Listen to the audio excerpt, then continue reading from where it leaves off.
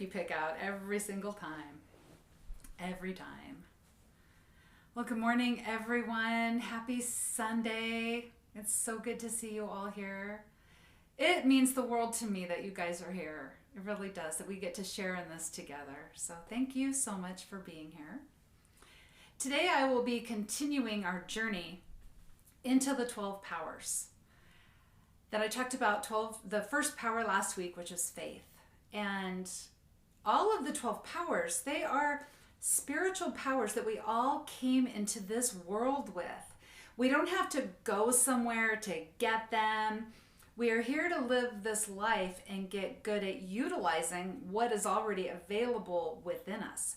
So all of the 12 powers are already here and available and contained within this divine blueprint of ours. So faith was the first one. It's kind of a foundational power that helps us utilize all the other powers. And today I will be talking about strength. Now you think of strength often as vitality, endurance, muscles, but strength is not just a physical force. It's also a mental fortitude. So think of fortitude. We need fortitude in those days when we know we should have patience, but we're feeling impatient and angry.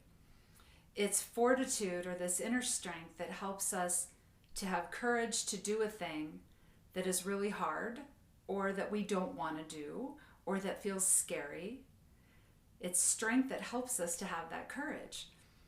It even takes strength to be kind to somebody who maybe we don't feel like being kind to. Maybe we're feeling impatient. So it's strength that allows us to have courage and to be kind, right? To have patience, even when it's hard. It's strength that helps us do the right thing, even when nobody's looking, right? Even when nobody's looking. Now, in Charles Fillmore's book, The 12 Powers of Man, strength is the center of strength in our body is our low back, or like the loin area, right? And what's interesting is in my time working with Taylor and Jaron over at 0 Point Athletics, I'm learning how that's really a center, and I am doing well in my center when I can stand on one leg for 30 seconds without wobbling all over the place. Try that later, but very carefully, be next to the wall so you can catch yourself, okay? But that is because that's our center in our physical body. Charles Fillmore also compared all of the disciples, or he attributed one of these powers to every one of the disciples. Last week when I spoke on faith, it was Simon Peter who represented faith. Well, this week, the disciple that represents strength is Peter's little brother, Andrew. Okay, Andrew represents strength.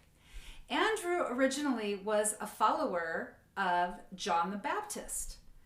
And he met Jesus, and he knew there was something really special about the teachings of Jesus. And he knew that he had to follow Jesus. He was the first to proclaim that Jesus was the Christ. So Andrew was the first to proclaim this. He went and got his brother, Peter, and said, we've got to follow this guy. We've got to learn from him. We've got to travel around with him and see what he's about. So it's kind of interesting. The man who represents strength went and got faith, so together they could follow the Christ. You can kind of see how strength and faith work together. Now, I also told you that I would give the 12 powers, or I would give characters from the Harry Potter books the attributes of the 12 powers also. And so my character that I chose from Harry Potter with the help of Linda Ritchie, thank you, for strength is Neville Goddard.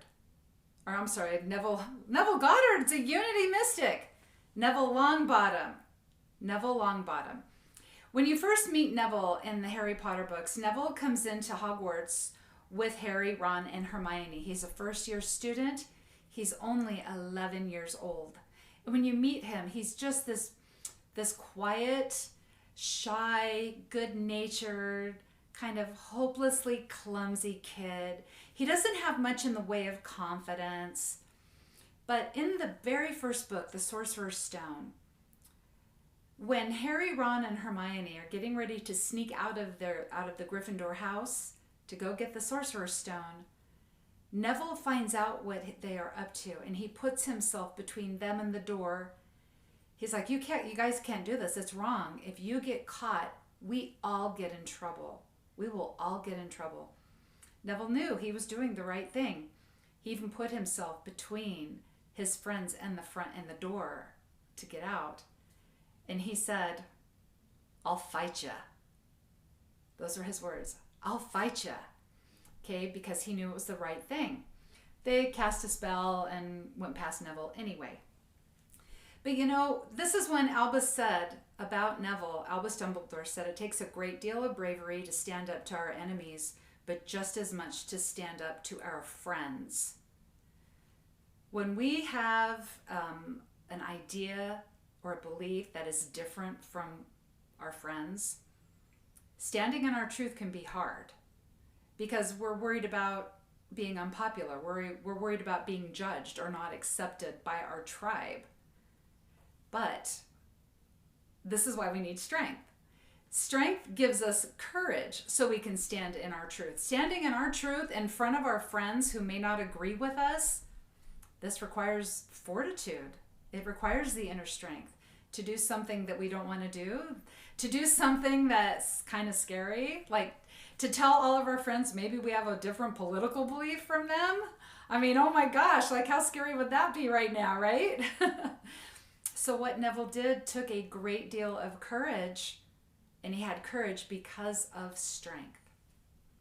He also, later on in the stories, he joins what's called Dumbledore's army. And Dumbledore's army was started by Harry Potter. And it was to teach the students of Hogwarts in secret how to use defense spells because they knew that the evil villain Voldemort was coming. Neville joined Dumbledore's army, but it was really hard for him to learn the spells. He struggled with them more than anybody else, but he committed to it. He had conviction and he stuck to it, even though it was the hardest on him, even though he was the one getting knocked on his butt all the time. He was the one that people were snickering about behind his back because he struggled so much with doing this kind of work. And later on, it paid off. But sometimes in the spiritual community, we get this idea that things are supposed to be completely effortless. And if we have to put in the least amount of effort, then it's like, oh, the universe must not want me to do that because it's really hard. But everything takes effort. Our spiritual powers, they help us move through obstacles and come up with solutions so we can move beyond these obstacles, but they don't take away the effort. Okay, it's okay to put effort into things. If you decided right now you wanted a cup of coffee, you don't just think about getting a cup of coffee. You get up, you walk into your kitchen, you pour some water. Like for me, I'd have to pour water into my Keurig. I'd have to get a coffee cup and actually put it in the machine. Everything takes effort, right? Neville showed us that he had the strength to commit to the things that took the greatest amount of effort from him, even those things that are all hard. Albus Dumbledore also said, we must all face the choice between what is right and easy. In the end of these stories, Voldemort sees Neville. He faces up to him and he says, he invites him to join the Death Eaters, which are the bad guys. He sees the spirit in Neville. He sees what he's really capable of. Now, Voldemort is a killer, and he's got his wand. I mean, he could point it right at Neville. That would be the end of Neville, and Neville knew this. So when Voldemort invited him to join the Death Eaters, Neville did the hard thing. He did the right thing, and he said, I'll join you when hell freezes over. Okay? The hard thing, but the right thing. Now, because he had the mental fortitude to stand up to Voldemort, because of courage and faith, he called forth a solution. Because of his courage, because of his faith, he was able to call forth the sword of Gryffindor. And he used that sword to destroy something. I won't tell you too much in case you haven't read the books, but it became a turning point in the battle of good against evil. But he could only call forth that solution because of the strength and faith that he was embodying. He did the hard thing, right? Not the easy thing. There were even some villains at that point, a couple of villains, they ran away. They were so scared, right? They ran away, but Neville did the hard thing. So when we call forth strength and we are in our faith, this is what helps us call forth our inner gifts. The gifts that help move us through solutions or move through the obstacles with solutions, right? There's no obstacle that is bigger than what we can handle. Love is bigger than anything in its way. God is bigger than anything in its way. Strength also helps us to withstand temptation. All right, we all have our version of temptation. Temptation to not let go of a habit that we know is holding us back. Temptation to keep going into an old limiting behavior. You know, maybe we want to practice the 4 agreements and be impeccable with our word, but then there's the temptation to gossip or to say something bad about somebody, right? It's strength that helps us to not do this. Now for me, what that might look like is my temptation might be if I'm really stressed and I walk into my kitchen and I see my children have got a big cake or something and I'm tempted to eat the cake. Now, we often think that it's willpower that keeps us from doing those things we don't want to do. But you know, each of us only have a finite amount of willpower. And most of us burn through our willpower, our daily supply of willpower, in about the first 3 hours of our day, right? It's not willpower that helps us not do a thing. Willpower is when we stare at the thing we don't want to do and we say, I don't want to do that. I don't want to do that. That's me looking at the cake. Oh my gosh, there's that cake. I don't want to eat that cake. It's bad for me. It'll make me feel terrible and I'll feel really guilty. I don't want the cake. I don't want the cake. I don't want the cake. I don't want the cake. I don't want the cake. That's using our willpower. Strength is when we can look at that cake and say, no, thank you. That is not what I want to focus on. Next, what I want to focus on is vitality and my well-being and my own physical health and healing. All right, so this is how strength helps us in faith focus on what it is we want to create. Okay, to say, no, thank you. I'm going to think about the don't want. Let's get rid of the don't want. We're focusing on our do want. Strength keeps us focused on the divine idea, the thing that inspired us so that we're creating something new in our lives. Now, one of my favorite stories about focusing on our desire as opposed to our perceived obstacle is a biblical story of David and Goliath. Now, I know you've all heard the story, but I'm just going to retell it because I like to retell it. I think it's a really powerful story. So, you know the story, David and Goliath. It starts off with King Saul.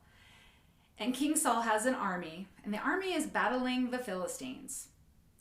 Now the Philistines, they have this one soldier. He's big. He's a giant, in fact, and his name is Goliath. And he goes up to the front of the troops, or the front lines, every morning, and he scares King Saul's army. He says, just one of you, come fight me. Come on, just one of you. Just one of you. Come on, let's get this over with. And if you can beat me, we'll do whatever you want. We'll be your slaves. But if I beat you, you are ours. Every day he goes to the front lines and he scares King Saul's army. Finally, King Saul's thinking, okay, I've got to get somebody to help me out here. So he issues a reward, a proclamation. For any soldier who will step forward and kill Goliath, he will give him a bunch of riches. He'll let him marry the princess, and he'll never have to pay taxes again. That's a big deal, right? Never having to pay taxes again. And so he sends this message down to the troops. This is all through camp. All the soldiers are talking about it. Did you hear about the reward the king's offering? Well, yeah, I heard, but have you seen Goliath? Like, oh my gosh, Goliath is huge. Well, yeah, but there's this reward. Yeah, I heard about the reward, but have you seen Goliath? The guy's a giant. You'd have to be crazy to want to fight Goliath. Okay, so this is what's happening in King Saul's army. Meanwhile, back at the farm, there's David, and he's a young shepherd. And his father, Jesse, is a shepherd, and his father is thinking about his 3 older sons who are fighting in King Saul's army. He says to David, I want you to take this bread and cheese. I want you to go find out how your brothers are doing. Take this food. So David says, okay, and he goes marching off. He goes to the camp. He's walking through the camp, and he hears about the king's reward. And so he's asking around, what? Is it true that the king is going to offer all these riches and the princess, and you'll never have to pay taxes to anybody who can defeat this guy? And the soldiers say, yeah, but have you seen Goliath? You'd be crazy. David says, well, okay, fine, but it's true, right, about the reward, the princess and all the money, and you never have to pay taxes? Well, yeah, it's true, but have you seen Goliath? Finally, he finds his brothers, and he goes to his brothers, and he says, hey, Dad's worried about you. By the way, is this true about the reward? And you get the princess and all this money, and you never have to pay taxes? And his brother says, what, did you just come here to watch me die? And David says, no, I just want to know about the reward. Now, meanwhile, King Saul hears there's somebody asking about this. So he sends somebody to fetch this curious young man. And so he's presented to King Saul, and King Saul looks at David and he says, you're just a boy. And David says, I smote a lion. I smote a bear. They took my lamb, and I rescued my lamb. Is it true? Are you giving all these riches and your daughter, and I'll never have to pay taxes? So the king says, all right, let me put my armor on you, though. You have to wear my armor. So he gives David his armor, and it doesn't fit.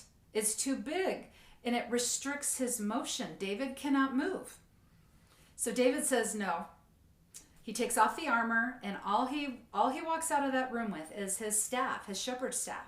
He grabs 3 little pebbles from the ground on his way out there, and you know the rest of the story. He smites Goliath. Goliath is the limited conditions that surround us. The conditions that we focus on them and we say, oh my God, that's too big. Have you seen this huge condition in my life?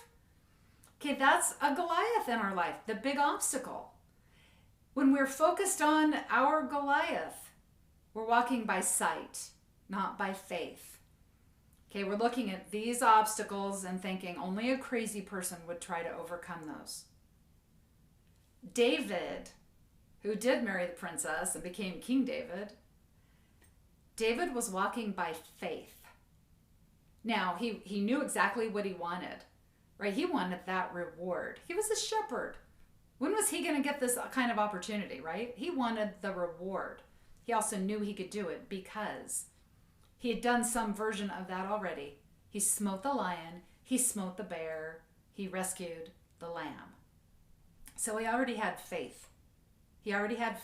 Strength kept him focused on the prize. David never said, oh my God, have you seen Goliath? Okay, so he knew it could be done because he was focused on the prize. He knew what he was capable of. And this is the power of strength in our life. It's about mastery of spiritual over the material. It's about focusing on what we want to create instead of the condition or the Goliath in our life. Okay, remember, we're always walking in 2 worlds. We're walking in this physical reality where we look around, we see all these problems, we see all these conditions, we see the fighting, we see the whatever, right? But the solutions to those are not in the physical world, they're in our spiritual world. Walking by faith is where we receive the solutions. So we use strength to stay focused on what it is we want to create. We stop looking at Goliath. Instead, we just look at what we want to create in our life. Remember, each of us are created in the image and likeness of our Creator. And it's not a physical likeness, it's a spiritual likeness. So as the Creator creates in the whole, we are creating in our own lives. Right? In the beginning was the Word. The Word is intention and activity. Okay, the very first creation in this world, the command was, let there be light. It wasn't, well, look at all this darkness. There's like a whole bunch of nothing here. I wonder like how much light it would take to... It wasn't focused on the darkness. It was simply, let there be light.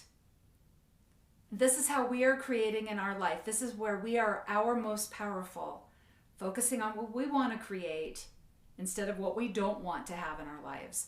And this is what Jesus taught in his ministry. He came here so we'd have life, not just have life, have it abundantly, right? He said, seek and you will find, ask and you will receive. So it's faith that brings it into our experience, faith that makes us aware of it, faith that makes us know we can do it. And it is our strength that keeps us focused on it. See, there right now within you, there is a creative something, and it is intending you to have whatever good it is that you want to create. It is intending you to be the creator of that good in your life. So we are here to bring forth the good through us into our life, for the benefit of us, but also for the benefit of everybody who knows us. That's how we are creating heaven on earth. So until next time, remember that you are the activity of spirit in a body. You are the heart and the hands of spirit in this world. You are soul designed to do all of this stuff.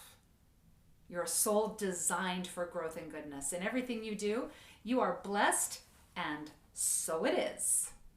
And now, we have a song from Sean. Thank you.